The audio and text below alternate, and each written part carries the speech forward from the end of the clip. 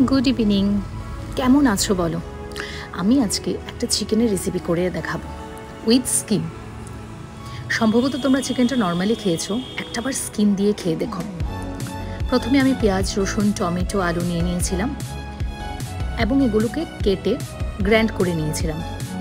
গ্রাইন্ডারের মধ্যে পেঁয়াজ, আদা, রসুন, টমেটো, নুন, হলুদ, জিরা, ধনিয়া, লঙ্কার গুঁড়ো সবই দিয়ে দিয়েছিলাম।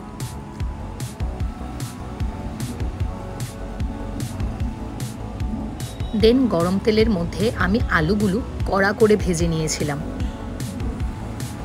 ভেজে সেই তেলের মধ্যেই আমি কিছুটা পেঁয়াজ কুচি দিয়ে দিয়েছিলাম, সাথে তেজপাতা আর কিছুটা গ্রেট করা দারচিনি দিয়ে দিয়েছিলাম।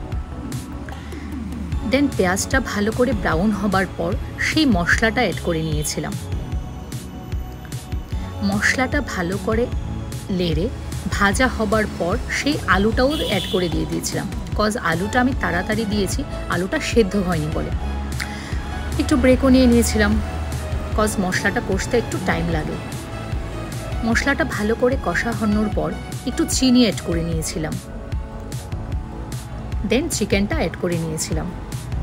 চিকেনটা অ্যাড করে ভালো করে মশলাটা মিশিয়ে একটু ঢেকে রেখে দিয়েছিলাম। দেন ভালো করে কষানোর পর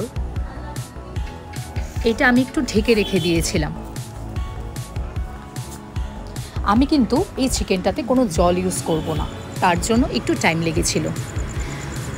তার জন্য আমি একটু চাও খেয়ে নিয়েছিলাম মাঝে।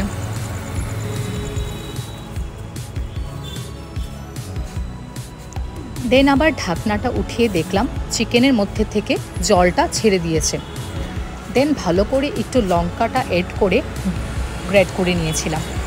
তোমরা কিন্তু এটা ট্রাই করলে পারো, দারুণ হয়েছিল। Thank you guys.